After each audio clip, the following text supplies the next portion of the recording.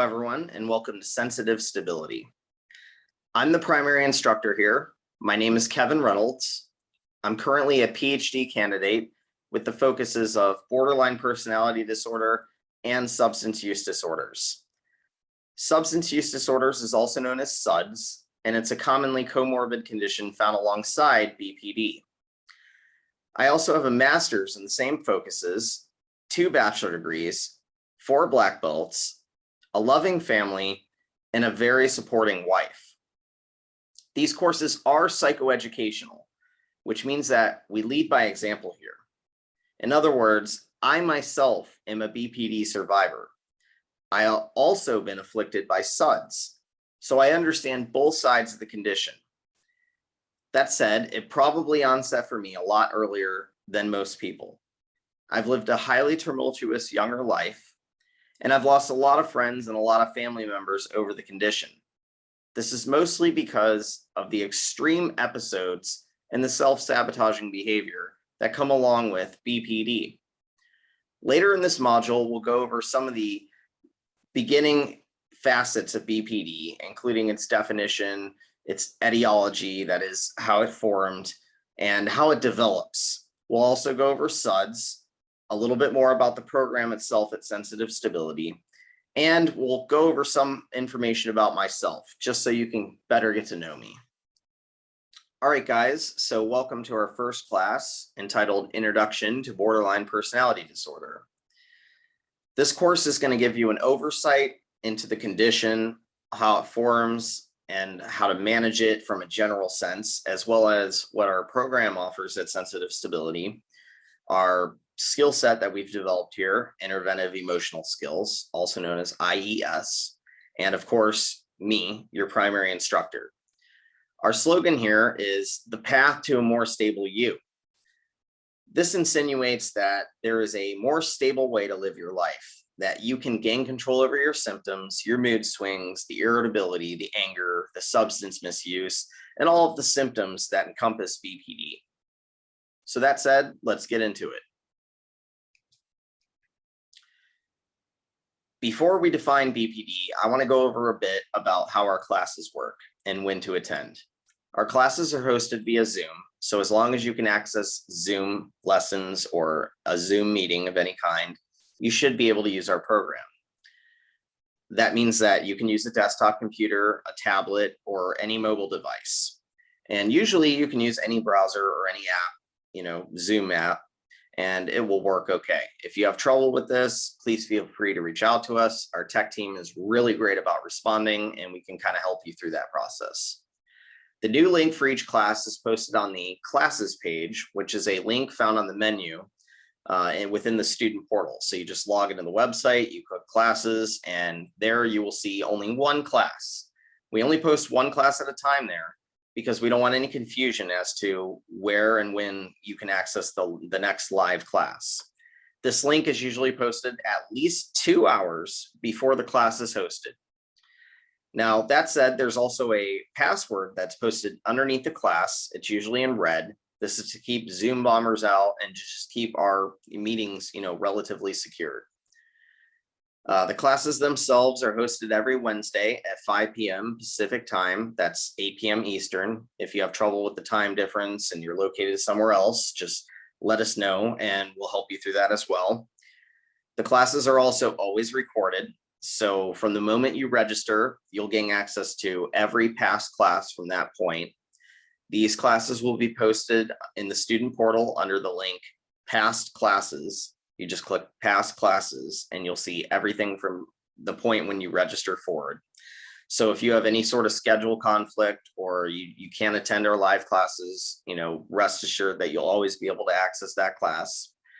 These classes are usually posted the same night as they're hosted. However, sometimes they might be posted the next morning.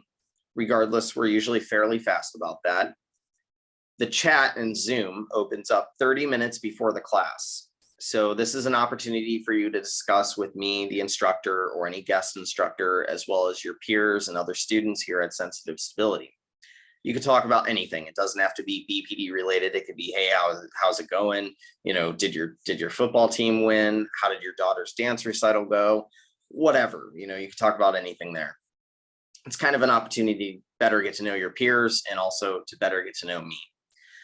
That said, I'm also at every class for 30 minutes after the class has ended, as well as any guest instructor. So that is a question answer period. If for some reason you've asked a question throughout the class that wasn't addressed, or you have a question at the end of class, that's the time to, pose your question and you'll get an answer. We also have a student study hall, which is a moderated forum. So, behave appropriately, please. Within this forum, you're able to discuss with other students and almost anything you'd like. There's certain topics for this. The first topic is general discussion, where you might post cat pictures, talk about sports, talk about how your son did on his last math test, whatever it is that you want to discuss, you can post there, the news, etc. Then we have the general BPD category, which is usually reserved for only BPD related topics. Maybe you had a question that wasn't addressed in class, or that you thought of way after class ended, even 2 days later, whatever. Or you just have a question about the condition in general. That would be the place to post that.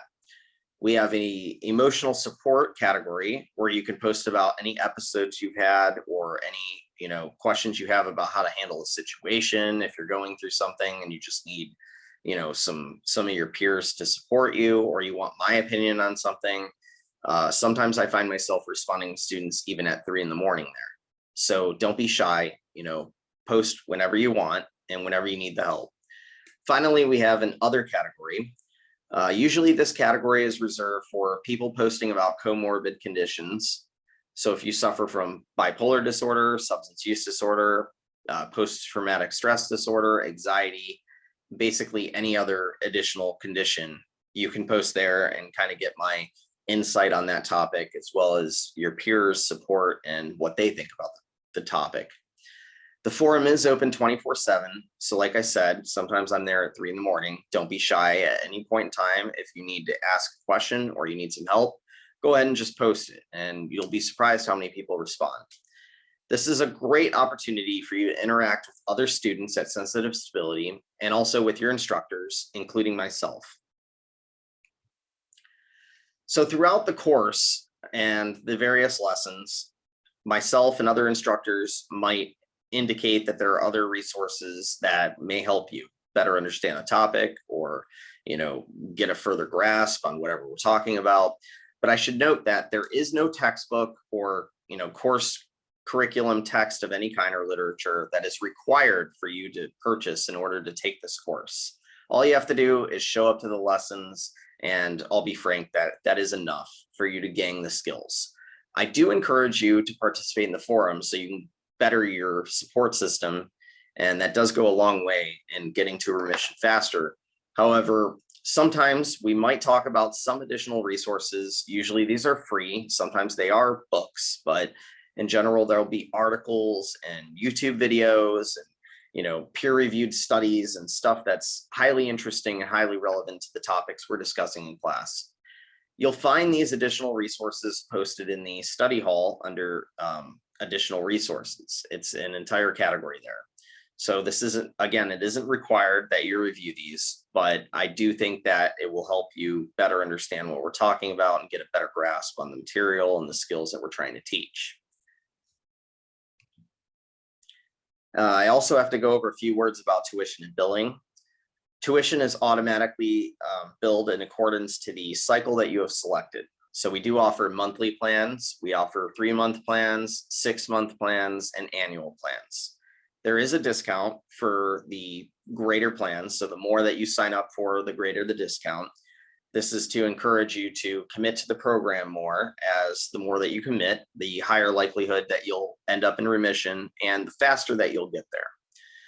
You do get immediate access to the very next class the moment you sign up. So if you were to sign up 4 p.m. Pacific time on a Wednesday, you can access that Wednesday's class right away the next hour. That said, all access to the forum is immediate as well. So the second you sign up, you can access the study hall, ask your questions, and you can also view all of the other past content that has been posted to the forum. You can also cancel anytime. So if for some reason, you feel like you have hit a point where you are now manageable, or you have enough skills, or you don't need us anymore for whatever reason, all you have to do is reach out and say, hey, I want to cancel my subscription, and we'll de-enroll you. With that said, we do not offer refunds on tuition that is already paid. Mostly this is to encourage you to continue the program. If you were to sign up today for a 6-month plan and cancel tomorrow, we'll gladly cancel you and we won't charge you anymore, but you will still have access to the next 6 months worth of classes.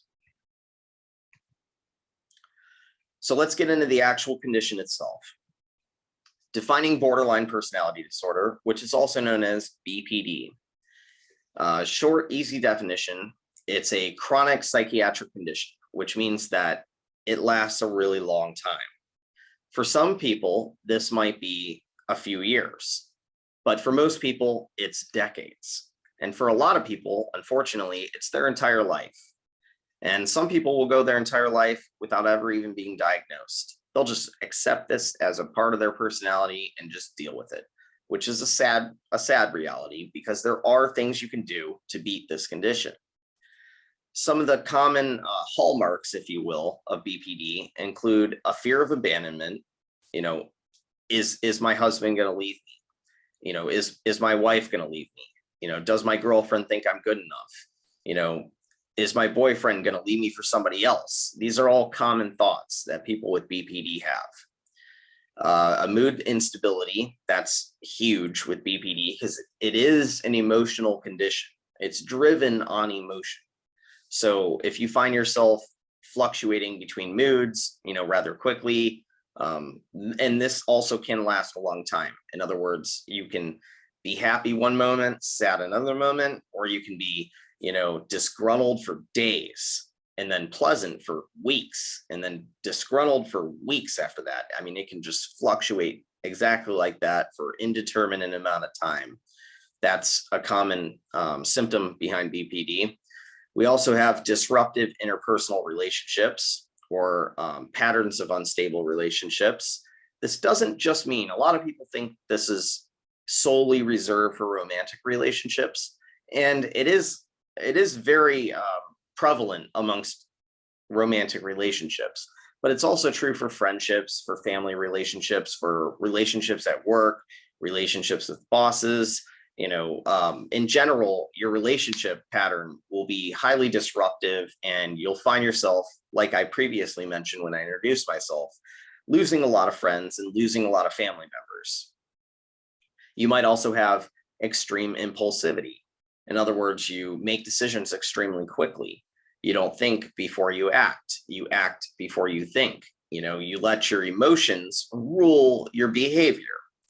This might come about in many different ways. Maybe you are an extreme gambler. Maybe you reckless drive. We'll go over some of this impulsivity a little later in this lesson.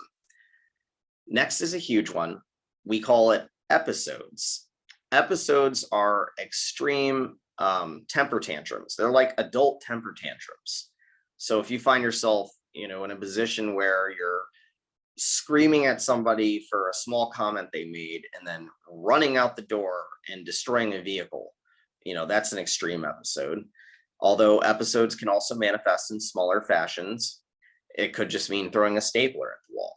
It could mean a small angry outburst. There's a lot of ways that this can manifest, but it's important to understand that episodes is another hallmark feature of borderline personality disorder. Of course, we have bouts of emptiness and boredom. That's somewhat self-explanatory. Then we have paranoia. Paranoia is another symptom that can manifest along a scale. So on the weaker end of the scale, we have things like, maybe my sister hates me. Maybe my best friend doesn't like me anymore. On the more extreme end of the scale, we have things like, my boss is out to get me. No matter what I do, he treats me way differently than everybody else. Or my best friend is going to ruin my life. They're just so jealous of me. They're going to stab me in the back and ruin my life. So these bouts of paranoia, they can play a large part in manifesting other symptoms, and they can be a symptom in themselves.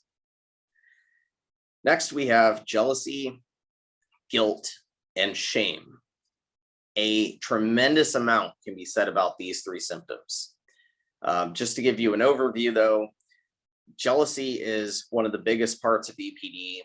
We're talking about the kind of jealousy where your partner cannot even say something about the opposite sex, or another person, without you taking that extremely personally and thinking that they are comparing you to that other person. So a really good example of this, I'll give you some insight in my own life, because despite being in remission, I still suffer from the symptoms. That's important to know. Even when you get into remission, this condition has never proven to be cured. You can only manage it, and you can manage it quite well to where you do not react on the symptoms, but you'll still always experience these symptoms. I still do, I know that, and I'm extremely well managed. So back to my example, a few weeks ago, my wife and I were watching an old Star Trek movie, and this gentleman was playing in the movie. He was maybe 60 something years old, and he was in extremely good shape for his age. It was obvious he took great care of himself. And she says, "Oh, look at that. He's taking great care of himself. Good for him." And I could have just said, "Oh, yeah, this guy took great care of himself. That's excellent. Like, good for him," right? And just agreed. But instead, I let this derail the entire experience for me. I went from sharing something nice with her and having a good time and watching this movie to extremely depressed and feeling massively jealous. I thought, well, is this what she wants? Does she, do I not look good enough for her? Am I not good enough? I work out every day. Is that not what you want? And I just let it derail everything. So that would be this jealousy facet of this condition. Next is the guilt part of it, which is, if you feel like you've done something wrong, or you feel like you've made a mistake, you have extreme guilt. And we will go into this further along in other modules within our program. But a general oversight here is that guilt is coming a lot of the times from the past. And we'll go into the etiology as well, which is the creation of BPD and how it forms. But that guilt is relived from your past a lot of the times. And if you've done something wrong and you have BPD, you probably know what I'm talking about. You'll feel extremely bad about yourself and extremely bad about your mistake. And your partner or your friend or your sibling, they might not care at all. I don't know how they do it, but they do. They just move right on from it sometimes, right? Other times they do make us pay a little bit, but that's a normal thing. That's what normal people do in that kind of situation. But if you have BPD, you're constantly profusely apologizing, and that apology becomes annoying eventually to the other person. So it makes it a little worse. So we want to learn how to get ahead of that, right? Finally, we have shame in that category. And shame is the after effects of these two symptoms. And you might find yourself saying something like, "Oh man, I'm not good enough. I'm really not the wife that he deserves. I'm really not the girlfriend, that belongs with him. Like, I know he deserves somebody better than me. I'm just not good enough." Or, I'm such a terrible husband. I can't believe that I would do that. She deserves a better boyfriend. This kind of shame complex and self-punishing sort of behavior is very common in this condition. Next, we have idealizing and condemning, or devaluing, more commonly called devaluing, to be honest. So this complex of the condition means that you will put somebody up on a pedestal. You'll say, "Oh, this is the best person in the world. Let me treat them like gold. Let me treat them like a princess. Let me treat them like royalty," only to switch the very next day or a few hours later and totally devalue them. "Oh, why don't they treat me this way? Why am I doing all this stuff for somebody who doesn't care about me? Oh, they're not appreciative." And then you take it out on them, whether it's conscious or unconscious. You end up taking it out on this person, and they do feel that pain, I assure you that. And eventually, ironically, it devalues the positive side of that complex. So while the idealizing and the putting somebody on a pedestal might be a good characteristic of BPD, This empathy and this feeling of passion that we have for people, that's one of the positive things that we have in this emotional condition. But when we devalue somebody, we're essentially devaluing the positive things we do. So all of these positive things we do for somebody mean less to them over the course of time because they know what's coming. They know that it's a part of a cycle that ends up devaluing.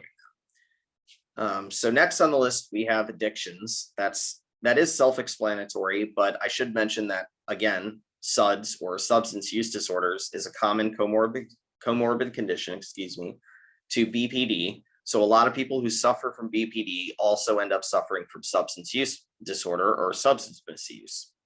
Not everybody, but a lot of people.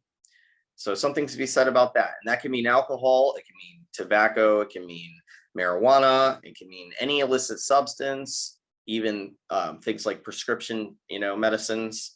These kinds of things are very commonly misused. And the addictions goes beyond substances. We could also be addicted to pornography. We could be addicted to sex. We could be, addicted to unprotected sex. We could be addicted to anything that promotes or produces dopamine in the system, which is a neurotransmitter that makes us feel good. So things like risky driving, or some sort of, aggressive behavior, or sports, or even arguing. It is possible to be addicted to arguing, believe it or not. So next on the list, we have quick shifting identity or identity issues. So this means, your personality traits are changing, and they change rapidly. One day you might want to, be a hardworking, plumber. The next day you might want to be, a bum that just sits on the couch. Maybe the next day you're focused on, being a family man, while the next day, you want to run off to the circus. Maybe you change your friend groups really, really quickly. This is extremely common, not just because we burn bridges due to the condition, but also just because we change our personality. And when we change our personality, we change who we want to be associated with, right? So, a person with BPD might end up with 10 different sets of friend groups within a 5-year period. They may end up with 10 different personality traits that are considered significant within a 10-year period. That's extremely common. So just a quick list of additional symptoms, because not everybody suffers the same way. BPD is one of the most interesting conditions in the sense of symptoms, because it branches off so many different ways. That's another reason why our system works so well. Interventive emotional skills builds off of this tree of symptoms, and it builds off of this tree of personality disorders and personality traits. So kind of understanding how it's manifested for yourself is one of the first steps here in getting ahead of this. So some of these additional symptoms may include unbearable stress. If you're completely stressed out and you have tons of anxiety, that's another one. PTSD is commonly associated with this too, I should mention, although I don't believe it's on this list. A lot of times that's due to the episodes that we have. Then we have mood swings, which we kind of went over before, but mood instability is a little different than a mood swing. Mood swings can last minutes, they can last days, they can last hours, and they're fairly self-explanatory, but we will go into great detail in the mood department throughout this entire program. And we also went over patterns of unstable relationships. Then we have quickly shifting goals and values, which is extremely similar to the quickly shifting identity traits. Although goals and values is slightly different in that it focuses on your motivations and your ambitions. So, you may desire to work out for a few days, and then the next few days, you decide that working out isn't worth it. You may decide to go to college and you sign up for classes, and then a couple weeks in, you change your mind and decide you just want to work. So these aren't exactly personality traits as much as they are motivations, which is why it's a separate category. Next, we have loss of contact with reality. This can happen during episodes and very often does. Maybe you think that something is extremely important while everybody around you seems to think it's not that big of a deal. It could happen during an episode where, somebody said something that upset you, and you've taken it way out of proportion. Maybe you've changed your entire life over the situation. And we do commonly do that. Unfortunately, BPD people do make extreme life-changing decisions as a result of things like episodes, which is not good. You should never make life decisions of any caliber when you're upset. I mean, that's almost rule number one in psychology, right? So, but we do have that problem with BPD, and I know it firsthand. Next is risky behavior, which we touched base on in the previous slide. But just to enumerate that, we have gambling, unprotected sex, reckless driving, anything that produces dopamine, whether it's good for us or not, including substances. So we may purposely put ourselves in harm just to feel a rush or just to feel alive, okay?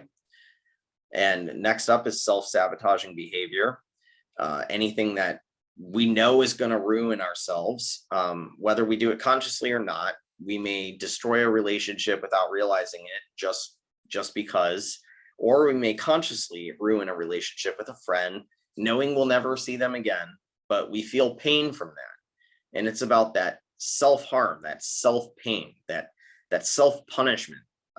That's behind the reason why we do these things. And we will have lessons specifically on this. Next is general irritability.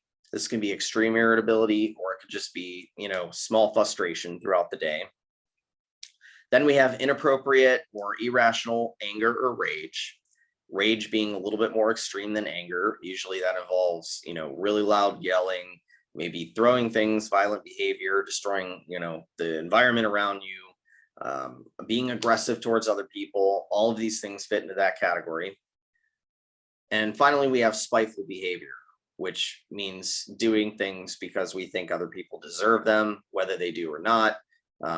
Maybe trying to pay somebody back.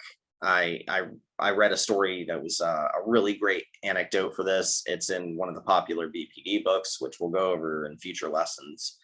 And it was about a girl who her sister had gotten awarded the last piece of bacon on a plate or something like this. It was some trivial thing.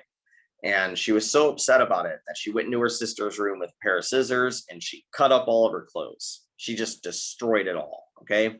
So that goes into the rage category as well as the spiteful behavior category. And it's pretty self-sabotaging. Plus, it's just generally violent and mean towards other people. But at the time, it seems like her sister deserved it. She could justify this behavior, and thus she did.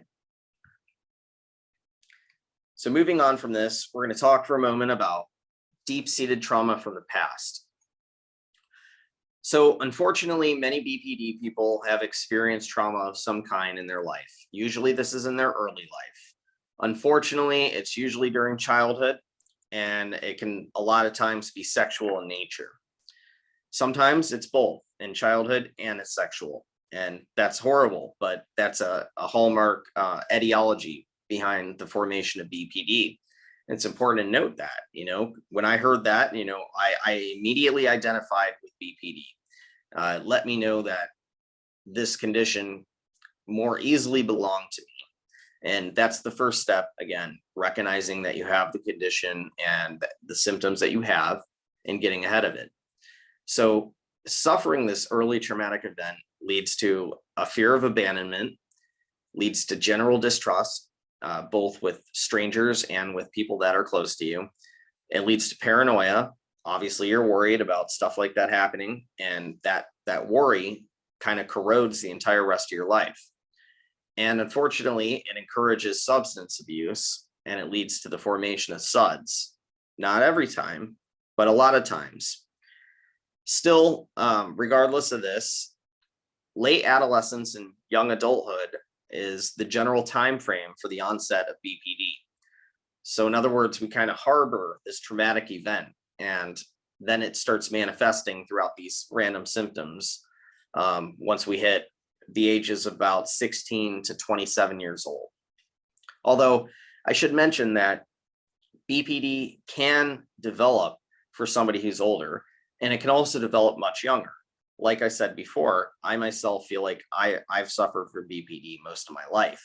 If I can trace, my earliest symptoms, I'd say I started suffering at the age of 6. So don't let this generalization, confuse too much. I mean, it is case by case and everybody is different. Next is the etiology of BPD. Etiology, again, is the causes or, beginnings of a condition. What has caused the condition? What has started this? What spawned, someone developing borderline personality disorder? And BPD likely begins due to a crisis or emergence of young adult stresses. So either you've hit young adulthood and the stresses are so overbearing that your BPD condition has now, spiraled out of control, or it has now just started to manifest, including the symptoms, or you've had some sort of crisis and it has occurred as a result of the crisis. Like, for example, for me, I believe my BPD started at age 6. That was immediately after I suffered a childhood trauma. All cases are different, as we discussed, but factors known to contribute to the development of BPD include things like genetic things, such as, your father or your mother or your grandfather had BPD themselves and they passed it down to you. Abnormalities in the brain. For instance, I've been in martial arts my entire life, which is great, but it means getting hit in the front of the head a lot, which can damage your frontal lobe and damage your decision making, make your impulsivity a lot higher. And this is also known to be a commonality in a lot of BPD cases, frontal lobe damage or, something of that nature. Not every time, but it is enough to where we can call it a minor generalization, if you will. Then we have hereditary factors, things like your father is displaying symptoms that are similar to those of BPD. He might not have the condition himself, or maybe your older sister is starting to act out in the same sense that a BPD person might. And you just kind of follow along suit and adopt these symptoms and you end up with BPD yourself. Then we have childhood environmental stress. Like we discussed before, this includes severe trauma in childhood. Doesn't have to be sexual, can be anything. Could be a bullying incident at school, for instance, anything that's extremely traumatic. Then we have a separation from parents. So this might mean your parents accidentally lost you at a fair and it was extremely traumatic, or it may mean something more serious, like you got sent off to boarding school, which isn't always a bad thing, by the way, and doesn't always lead to BPD. But that separation from your parents, it can lead to this, or it could mean maybe you ended up in foster care. That would be on the more extreme side of the scale, and it would mean a more higher likelihood of developing BPD. Or maybe you just lacked a parental figure. This one is absolutely huge with borderline personality disorder. Maybe your father wasn't around, especially if your father wasn't around. For some reason, the patriarch role, the father role, it seems to contribute more to the development of BPD than, the mother side of things. So, but it can also develop if your mother wasn't in your life. This doesn't mean that you do not have a mother or you do not have a father, although that does make you more susceptible. It could just mean, like in my scenario, that, my dad, he was in my life, but he wasn't actually active in my life. So even though he was paying the bills and my parents were together the whole time throughout my childhood, my father, I couldn't get him to go to a single soccer game, really. I couldn't get the man to go to any of my martial arts matches. I couldn't get him to help me with my homework. I couldn't get him to show me how to work on a car. I couldn't get him to help me build that computer I wanted to build and I saved up for all summer. These kinds of things contribute to the development of BPD. So I want to talk for a few minutes about episodes and what BPD episodes are. So if you're unfamiliar with them, or maybe you suffer from them and don't realize that's an episode, hopefully this kind of gives you a better grasp as to what's going on here. It can be defined simply as an intense emotional dysregulation. What this actually means is emotional response falls way outside of the norm of what other people expect from a situation. So maybe somebody said, "Oh, you've lost some weight." And what you hear is, "What are you trying to call me fat? I'm not fat. The heck with that. You're fat. I don't know why you're talking about my weight. Your weight's out of control, buddy. I don't need to work out. I never need to work out." And then you go off on a tirade for, minutes, hours, weeks, it could last even longer. You could lose a friend over it. Next would be the inappropriate and severe anger or aggression that's related to episodes. Not everybody has aggression when it comes to episodes. Not every BPD person, but a lot of times they do. And this could be violent behavior towards yourself, violent behavior towards someone else, violent behavior towards your environment. Maybe you're destroying personal property, a house, a car, you're destroying somebody's notebook. That's kind of destructive, and that counts in the aggression and anger area. Maybe you just raised your voice, you started yelling, you started screaming, you started, tearing apart things or running off wild. That kind of all goes into the same category there. Then we have self-sabotaging behavior, doing things that, ruin your life, ruin your reputation, your credibility, your character, your relationships. Usually we know it's going to ruin it before we do it. There are usually thoughts in our head that tell us, if I say this, that'll really hurt them. If I say this, that'll really damage this. If I say this, there's no going back from that. If you've had those kinds of thoughts, that falls in this category. Sometimes, however, self-sabotaging behavior does happen unconsciously. We just mess it up. We just naturally mess something up. And it almost seems like it's out of our control. Okay. So I don't want you to think that all self-sabotaging behavior is conscious, well thought out, and planned, because that's not always the case. Then we have temper tantrums, which we kind of talked about earlier, and we kind of use that to sort of define episodes in general, but we all know what a temper tantrum looks like in a child. And when we suffer an episode as an adult, a lot of times, if you really think about it and you're honest with yourself, you might be able to classify your experience as a temper tantrum. We're irrational, we're erratic, we're just generally mean. And, when we're irrational, we're asking for things or doing things that are unreasonable. Okay. So it's an unreasonable display of action. Then we touched base on destructive behavior already, but that can mean anything that's destructive whatsoever, from property to people, from yourself to others. We also have violent behavior. This specifically means harming somebody physically, whether it's yourself or someone else, or harming your environment in a damaging way. So while destructive behavior might just be, threatening to crash a car into a wall, violent behavior would be actually crashing the car into a wall, actually punching your friend, choking your girlfriend, choking yourself. I could tell you right now from firsthand experience, I was more violent towards myself and never violent towards anyone else. I have been in situations where I would literally rather and be beating myself in the face to try to get control of this condition. Usually this is an outward expression of what we're feeling. We do it because other people do not understand how we feel. They don't understand our emotions. They do not get how serious it is to us. We have explained it 25 times within the last hour, and they still aren't getting it. So, we damage something or someone, and mostly ourselves, in order to try to get the message across. But what we don't realize until we're in remission is other people don't see it that way. They don't see you as punching yourself in the face as a sign that you're experiencing extreme pain.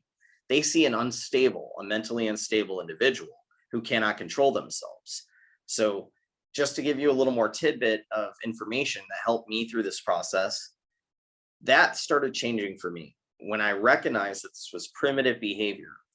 When I realized that damaging myself or my property was primitive and that it was a primitive response, I stopped wanting to be associated with it, because we all want to be better, right? We all want to have a higher intellect. We all want to represent ourselves in the best way we can.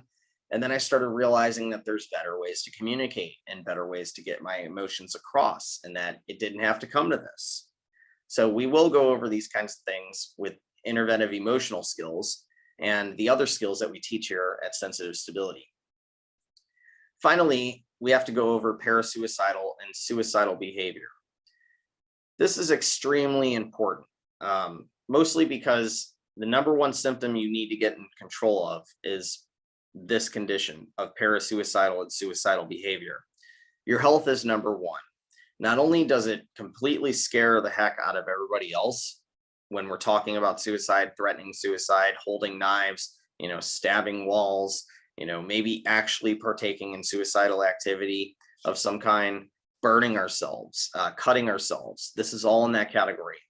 But beyond the fact that it's scary to everyone else, it's also not going to result in any positive outcome. There is no positive outcome that comes from this kind of behavior.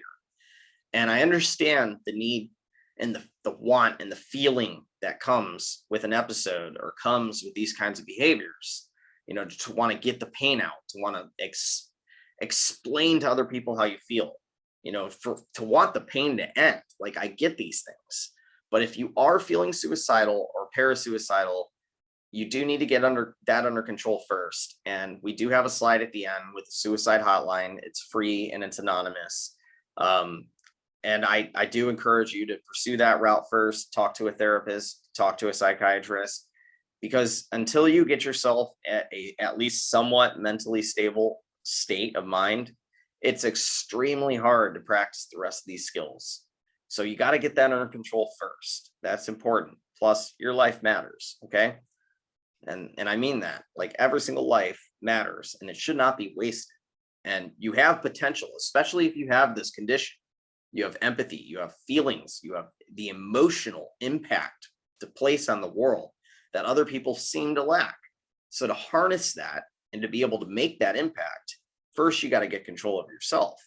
After you have that under control, we can go over all of the interventive emotional skills necessary to get these other symptoms under control. And soon you too might be able to hit remission. So moving on from that, we need to talk for a few minutes about what happens after the episode, because that's oftentimes just as big of a deal as the episode itself. So BPD people often feel extremely miserable, extremely bad after an episode. And this goes back to that guilt, grief, and shame. Okay. Firstly, we have the grief. If you've ever had an episode, you know what I'm talking about. It literally feels like somebody died afterwards. Maybe it's even you. It might even feel like you've died, but generally it's comparable to that. And that feeling is so overwhelming and so hard to get past. It can last hours, it can last days, it can even last weeks. It depends on how severe your episode was. The more severe your episode, the longer the grief lasts. And then we have the guilt. You feel extremely guilty, like you have to make it up to somebody, and you'll do anything to make it up to them. You'll buy them things, you'll do stuff for them, you'll cook for them, you'll clean for them, you'll take them places, you'll apologize profusely for hours until they're sick of it. And they're telling you to stop apologizing and to let it go. But we never let it go, right? We drag it out as long as possible. And why do we do this? We do it because it makes us feel better. And we feel like we have to apologize for the same amount of time almost as we had the episode. I mean, at least that's how it's manifested. I see a lot of the times, and that's how I experienced it. All cases are different. Some people, they're able to skip the guilt phase, but if, there is a certain thing to be said about apologizing when you're wrong. I mean, that's definitely a necessary facet in repairing relationships, but there comes a point in time where you're doing more damage than you are good by apologizing over and over again. And then we talked about the shame. I'm not good enough. I'll never be good enough. He deserves better than me. I can't believe that, he's still with me. I don't, it's like he doesn't deserve this. I should leave and let him, find someone else. He should just replace me with somebody else. These kinds of thoughts are very common after an episode. We talked about profusely apologizing and making it up. And then there is the period of better behavior, which kind of goes hand in hand with that. For a certain amount of time after an episode, a BPD person will generally behave correctly, and they will do anything to behave right. They'll swallow all of their pride, all of their anger, all of their symptoms, even though it seems completely against their normal behavior. And they'll do it to try to convince the person that they're fine, and also to try to convince themselves that they're fine. I could think back to many of my episodes afterwards where I'm like, okay, it'll never happen again. I'll never do this again. and I can hang on there for a certain amount of time. And eventually it happens again. Then you're breaking your promise too. So eventually you do that enough to where you're no longer promising. You're now saying, well, I can't promise it'll never happen again, because you know in your head it's going to happen again and all hope has been lost, right? And eventually you get to a point where it doesn't happen again because the person just leaves. You lose a friend, you lose a partner, you lose a family member because they just don't want to deal with it anymore. So understanding that reality of this cycle and how the episodes finally reemerge over and over and over again after enough time has passed, that's important in getting ahead of this. You have to admit to yourself that there is a pattern, that there is a cycle, and that you're in the cycle probably right now. So identify where you are in that cycle so you can kind of get ahead of it. And you need to learn how to reset your cycle extremely quickly, and we'll help you. We'll teach you those skills. So now we need to talk about complications treating borderline personality disorder. Unfortunately, BPD is one of the hardest conditions to treat. It's actually sometimes, in many cases, called the hardest condition to treat. And this is largely because we have a lot of treatment sabotaging behavior. Things like our episodes, the symptoms that we experience, we're highly manipulative when we get to therapy or any sort of treatment program. We'll say whatever we have to say to get out of that program. And then we have intense changes in personality or views. And also our values change extremely quickly. So we might sign up for treatment and then, be solidly committed to it. I'm going to go in there. I'm going to fix this. I'm going to get ahead of this. Nothing's going to stop me. A few days later, after like the second visit with your psychiatrist, you're like, I'm better. I don't need her. I can do this myself. I don't need any help. I need to get out of this. Whatever I could say to get out of this, I'm going to say it. And your values shifted. You see, you went from understanding you have this condition and you need to beat it to I'm going to do whatever I was doing before. I'd rather do that. I don't want to do these lessons. I don't want to do this treatment plan. I don't want to take this medicine, whatever it may be. And as we mentioned before, unfortunately, a lot of people with BPD will go undiagnosed their entire life. This does not mean that they didn't seek treatment. It means that they went undiagnosed. For example, I've seen several psychiatrists and probably more than a dozen therapists in the last, 15, 20 years. And I didn't get diagnosed until much later in the process. Although I did know I had the condition and I recognized that I had it much earlier. This is because a lot of therapists aren't specialized in BPD and a lot of psychiatrists aren't quick to diagnose somebody. So, and due to our self-sabotaging treatment behavior, we won't see through a diagnosis. We won't go back to the same mental health professional enough times to actually get that solid diagnosis, which means, unfortunately, there's a lot of people out there suffering from BPD who haven't gotten treatment and haven't been diagnosed. Then you have the other side of it, the people who don't want to get diagnosed or don't believe in mental illness, and they'll go their entire lives with this condition and just accept it as it is. Both are very sad realities. So we want to try to help you understand, the condition you suffer from and how to get ahead of these symptoms so you don't have to go through this your whole life. So we kind of touched base on this a little bit. This is the denial and refusal of treatment phase. Most of the time, a BPD person's journey will begin in denial. I know the first time somebody suggested that I had it, and a lot of times it's somebody else who will suggest that you have this condition, unfortunately. I was in denial. I said, oh, definitely not. There's no way I have this condition. And being that BPD is very largely diagnosed in females over males, that is that there are way more females that are diagnosed. Me being male, that made it a lot worse for me. I was like, well, this is also a female condition, like, why would I have this, right? And I know that sounds really ignorant, and it is. I mean, it was ignorant of me, but especially at the time.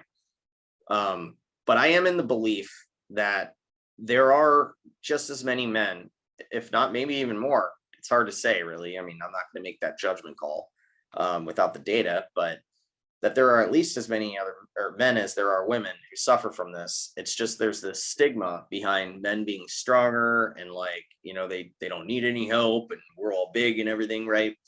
And then they also hear that it's a female condition, which makes it even harder to associate with it. So I think that a lot of men forego treatment and forego that diagnosis route specifically for that reason. Regardless, people with BPD who learn about it generally refuse to accept that they have the condition. The next phase is accepting you have BPD, but refusing treatment. This is usually because of two reasons, either fear or ego. Either you are scared of what will happen if you pursue treatment.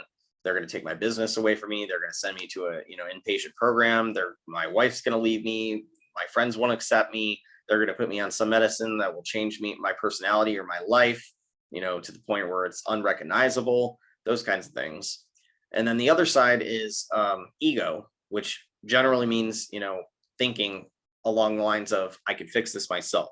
I don't need anybody else. I can do this. I don't need anything besides my own mind. I can get control of this. I can beat anything. So that kind of mentality contributes a lot to refusing treatment. I'll tell you, I was in that category as well as the fear category. I've suffered both of those, even at the same time, but getting over that hurdle helped me further grow. So, I also should mention that there's a huge stigma behind getting admitted to the hospital. People are scared to be honest with their therapists and their psychiatrists because they think they're going to get sent away to the hospital. But a lot of times these people just want to help you. And unless you're actively suicidal, you're not going to end up getting sent to a hospital. They just need to know these things in order to properly diagnose you, in order to properly help you and offer you the guidance that you need. And finally, the other reason a BPD person will often refuse treatment is a cultural value, which leaves them not believing in mental illness. I also suffered this for a long time, my earlier years, as my parents did not believe in mental illness, and they definitely didn't believe that their kid had a mental illness. They thought, oh no, you're fine. Everything's good. You're a totally normal kid. Meanwhile, I'm trashing my room, losing all my relationships, losing all my jobs, having these crazy episodes, having these patterns of unstable relationships, falling into substance use. All these things were happening to me, but they're telling me at the same time, oh, you're fine. You're a normal person. Everything's good with you. There's nothing wrong. And that kind of mentality, it bleeds into your children. So when you have parents that raise you a certain way, you tend to adopt those belief systems. And unfortunately, one of my belief systems for many years was, there's no way borderline personality disorder is real. I don't have this illness. It doesn't exist. This is baloney. So a few words about tumultuous events and episodes. We kind of touched base on some of this already. BPD victims suffer extreme and often traumatic mood swings called episodes. Episodes can be short in length or long in length. They can have short-term effects and they can have long-term effects. So they can last a few minutes. They can last days. They can affect your life, for the next few hours. Like maybe you threw, a temper tantrum or had an episode at a concert and you're thrown out of the concert. Thus, you don't get to see the rest of the performance. Maybe your friends don't get to see it either. That's a shorter term effect, or they can have long-term effects. Your spouse leaves you. Your best friend never talks to you again. Your sibling, totally ejects you from her life. So that's the difference. And there are two scales there. It's important to understand that episodes do function on a scale. So nothing is black and white, which is a very common thing with BPD. We either think it's totally bad or totally good, right? But that's not true. There's this whole gray area in the middle. And episodes can be extremely short, extremely long. They can be somewhere in the middle. They can have extremely short effects, extremely long effects, and they can be somewhere in the middle. They also typically involve other people. And thinking back throughout all of my episodes, I can tell you right now, I have never had an episode by myself. It's almost as if I needed an audience or a crowd, people to watch. Either it was friends, a partner, family, a boss at work, coworkers, even strangers. But I always had to have people around in order to have an episode. And I'm not saying this so your response is, oh, I need to just be alone. That's not true. You can get ahead of this and you get manageable, and everything will work out if you follow the guidelines to remission. However, it is important to note that other people are the external stimuli that contribute to the development of this. It doesn't matter if the other person involved or the other people involved are right or wrong, or you're right or you're wrong, or they said something or you said something, or it doesn't matter. None of those variables matter right now. The only thing we're talking about is they're simply present when the episodes happen. And not for everybody. There are cases where BPD people have episodes and they're totally alone. I'm just saying it appears to be rare, extremely rare, that no one else is involved. And episodes also can involve parasuicidal or suicidal behavior. Again, this isn't always. And for some cases, some BPD people, they never have parasuicidal or suicidal behavior. For others, they always have parasuicidal or suicidal behavior, tagged to their episodes. So, and this usually happens as the episode builds up to an apex of emotion. Then the extreme behavior comes out. And unfortunately, a lot of times episodes will be used in a manipulative fashion. Well, if you keep going, I'm going to have an episode. Once somebody understands what that means, they'll start backing off. Whoa, I don't want to see an episode. I know what that means. I don't want to see that. Right. So, just bear in mind that there's a whole scale of how episodes manifest. They also seem very exaggerated to other people, while they seem extremely real to the individual who's experiencing them. So if you're a BPD person having an episode, whatever it is that you're upset about, it means a lot to you. You've tied a lot of emotion to that situation. And the people that are around you, they might not see that way. They may look at this and say, well, why is he so upset? Why did she say that? This isn't that big of a deal. But you're thinking, my world's ending. I can't believe this person said this to me. I can't believe this happened. I'm going to lose it all over this one little thing. And you're exaggerated in your response.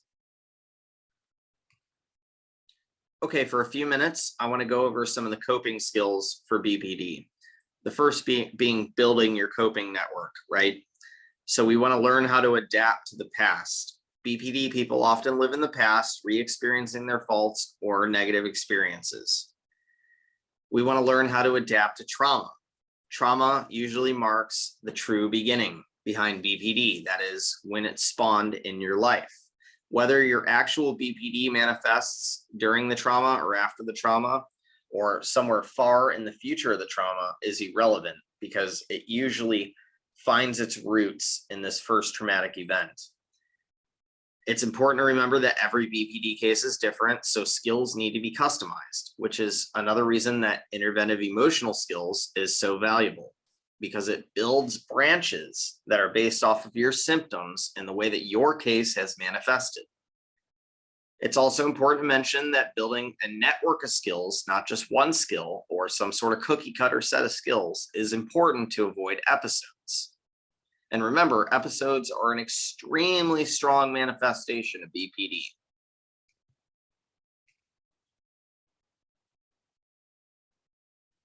Next, we could say a few things really quickly about positive life attributes. Now, these can mean many things, such as developing good habits, which can include things like nutrition and diet, working out every day, getting good sleep, or participating in sports or physical activity. I myself do martial arts, which I found extremely beneficial, gets out a lot of frustration, and it also satisfies the next category, which is participating in spiritual activities, things like martial arts, yoga, church, anything of that sort. Then there's things like music, listening or creating music. If you have the ability to actually create music, that's talent that I've always admired. I do not have that talent. I'm super jealous of you, but you should take advantage of that. It's also kind of spiritual. Or just designing or making something in general. Developing any sort of enjoyable hobby is extremely valuable. Remember that spending your time wisely is a lot like an anti-drug. The more you spend your time positively, the less likely you are to do negative things. So choose wisely how you spend your time, and you'll find yourself, in less negative scenarios. A few words should be said about avoiding substances. I know that that's a hard one for a lot of us, especially those who have adopted substance use disorders as well. It can be really hard to avoid substances. This can mean drinking, smoking cigarettes. Tobacco is considered a substance and suds. Any illicit substances, marijuana, anything like that, any prescription medications, all these things can fall into this category. And it goes with all addictions too. Anything that's addictive needs to be controlled and tightly monitored in order to get to remission. Remember that BPD often use substances to control mood swings and other symptoms. So I might smoke that joint in order to relax, or I might drink to take the edge off. These are common things that you'll find BPD people saying. Excessive substance use almost never helps and almost always intensifies symptoms. So while we're not trying to create, a state of sobriety here, that's not the mission of sensitive stability. It is important to note that avoiding substances, especially when this is an extreme symptom of yours, it might not be easy, and it is case to case, case by case, but most of the time it's necessary. So here we do teach some CBT and DBT related skills. However, we primarily focus on IES, or Interventive Emotional Skills. So CBT, or cognitive behavioral therapy, focuses on conceptualizing problems from a cognitive perspective. Dialectical behavior therapy, or DBT, Dr. Linehan's system, teaches validation, acceptance, and behavior changes through dialectics, or investigating the truth of opinions. So the reason that sensitive stability focuses primarily on our own system, IES, is because BPD is a highly emotional condition, and thus it makes the most sense to focus on the way that emotions form and the root causes of behavior, and how emotions play into that. Getting a better understanding of our emotions, to that extent, is going to go a lot further than simply trying to divert a thought pattern one time during an episode. We want to get to the root causes of the episode, and a lot of times that's emotion. Building a reliable support network is extremely important in obtaining remission. This can mean therapists, friends, family, partners, teachers, bosses, mental health professionals, or just peers that understand the condition or suffer from it themselves. That's another reason our study hall and chatting before the class is so imperative and so helpful. It's because these people, myself and the other students, they understand the condition. They know where you're coming from. They understand the emotions you're feeling, whereas other people might struggle with that. But having family and spouses or partners who are supportive or attend class with you, that can help too. I mean, I have to say that goes a long way. These people are in your life all the time. So having them be there for you and understand the self-sabotaging behavior, understanding how hard it is for you to develop meaningful relationships, understanding the episodes, the irritability, the devaluing people, and burning bridges, and all of this goes a long way. Next up, we have mindfulness and meditation. While a large portion of many popular therapy techniques involve meditation, it's not for everybody. I mean, you must admit, when you're having an episode, it's really hard to just ding a bell and go sit down in the corner for 5 minutes and meditate. So that's why all these other skill sets are necessary. Mindfulness is proven to be extremely useful in combating BPD symptoms, though. In Interventive Emotional Skills, IES, what we teach here, focuses on the emotional aspects of mindfulness. This means being aware of the source material, being aware of the triggers, being aware of developing emotions as it's happening, and being aware of potential behavior choices. Learning to thwart the triggers is an important aspect of getting ahead of behavior. We have to remember that all behavior has an origin, and that all origin can be traced to environmental, emotional, or mental contributing factors. Breaking down these factors and the origin and the potential behaviors is key in obtaining remission. You have to realize that there's another way of thinking, and also that there's another way of behaving. A few words should be said about helping other people. It's one of the greatest satisfactions in life. And there's two types of helping. There's helping yourself, and then there's helping other people, right? So local helping is usually something that only benefits yourself.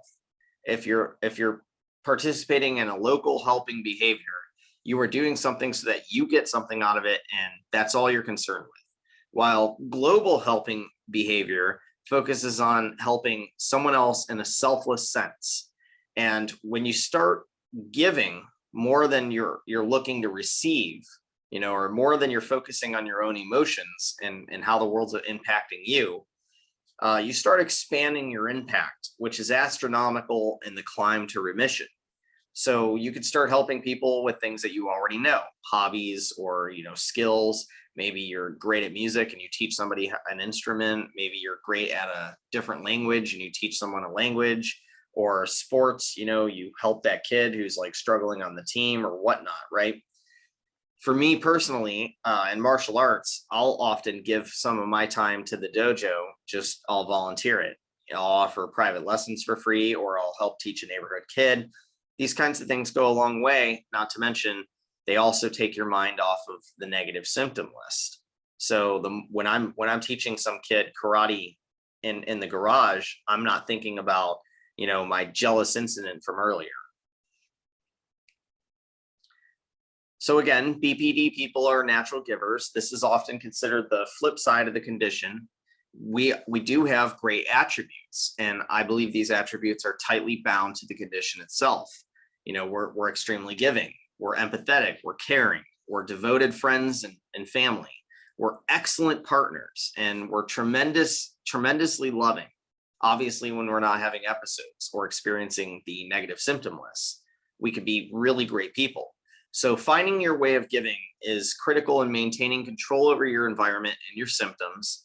And, it helps you positively contribute to the world, which means you're not negatively contributing to the world. It's pretty simple math there. So our program offers a lot of things. Our psychoeducational classes offer an array of skills for conquering and controlling BPD with an emphasis on obtaining remission. We want you to get into a controlled state where you're enjoying your life and you're having healthy, managed, maintained relationships that you can count on. We want you to be able to better manage your emotions and your mood swings. We want you to be able to create and maintain your healthy relationships, refrain from acting impulsively, maintain substance moderation and abstinence.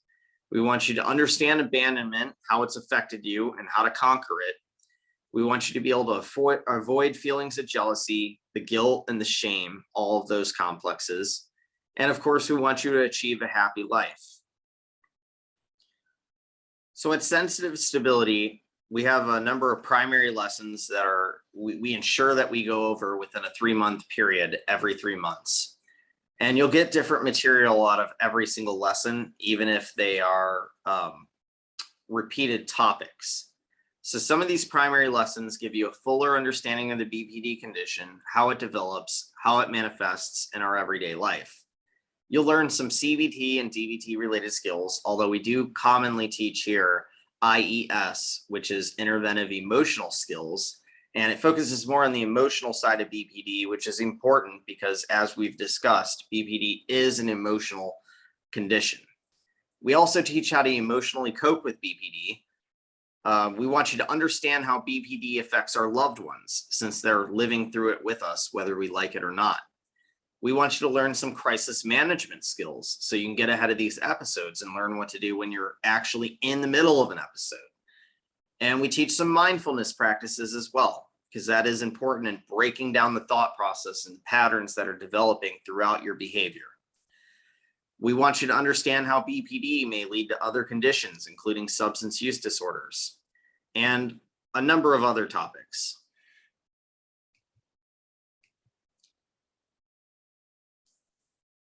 So a few words can be said about committing to this program. Committing to the program is essential in obtaining remission, which is not easy. This may be the hardest battle you've ever faced in your entire life. I could tell you it was my hardest struggle, and obtaining remission for me was extremely difficult, but it is possible if you commit to the program. This is one of the hardest conditions to treat, as we mentioned before. Learning the skills versus practicing the skills are two different things. I read every single book related to BPD within a month of accepting I had this condition, but it still didn't help me. I had to practice the skills and develop my own in order to actually get ahead of the condition and the symptoms. It's also important to understand that your learning has to continue outside of class, not just through your experiences and what you're going through, but the extra material that we provide and your own reading. This has to be considered almost a full-time job in order to get ahead of it. I mean, I had to look at this as a full-time job to get to remission. So another word should be said about realistic expectations here. As we have mentioned several times, all cases of BPD are different and results do vary from person to person. So by further committing to the program, you're increasing your chances astronomically that you hit remission. So as we've mentioned a few times throughout this introductory lesson, suicide is really serious. If you or someone you know is having a medical emergency, experiencing a BPD episode and needs help, or exhibiting parasuicidal or suicidal behavior, please contact emergency services immediately. And there's a lot of these available, guys. It's easily Googled, okay? And if you just Google suicide hotline, you're going to come up with a lot of answers really fast. A lot of these answers are free and they're anonymous, including the National Suicide Prevention Lifeline at 1-800-273-8255. So remember that your health is number one, your life is number one, and you have to get ahead of this symptom before you can treat the rest of this condition.